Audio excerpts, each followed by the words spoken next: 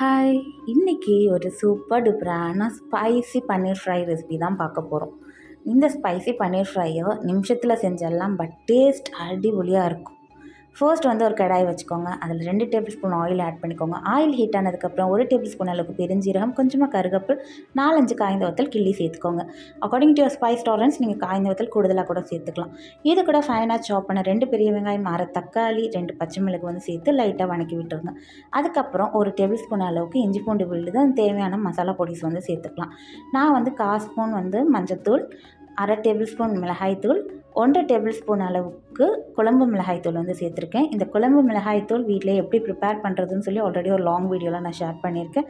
அந்த லிங்க் இந்த ஷார்ட்ஸ் டைட்டிலுக்கு மேலே பாருங்கள், டேக் பண்ணியிருக்கேன். உங்களுக்கு வேணால் செக் பண்ணி பாருங்கள்.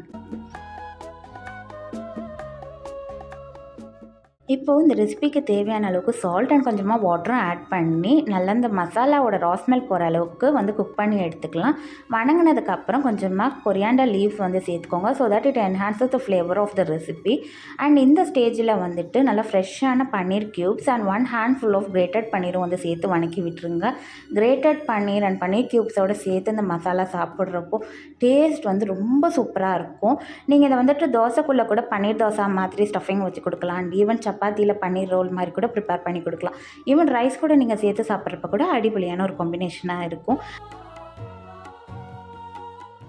பன்னீர் க்யூப்ஸ் அண்ட் கிரேட்டட் பன்னீர் சேர்த்துட்டு 1 மினிட் கிட்ட குக் பண்ணிட்டு ஃபைனலாக கொஞ்சமாக கறி லீவ்ஸ், கொரியாண்டர் லீவ்ஸ் அண்ட் ஃபைனாக சாப் பண்ண க்ரீன் சில்லி கார்னிஷ் பண்ணிவிட்டு சர்வ் பண்ணிங்கன்னா சூப்பர் டூப்பரான ஸ்பைசி பன்னீர் ரெடி.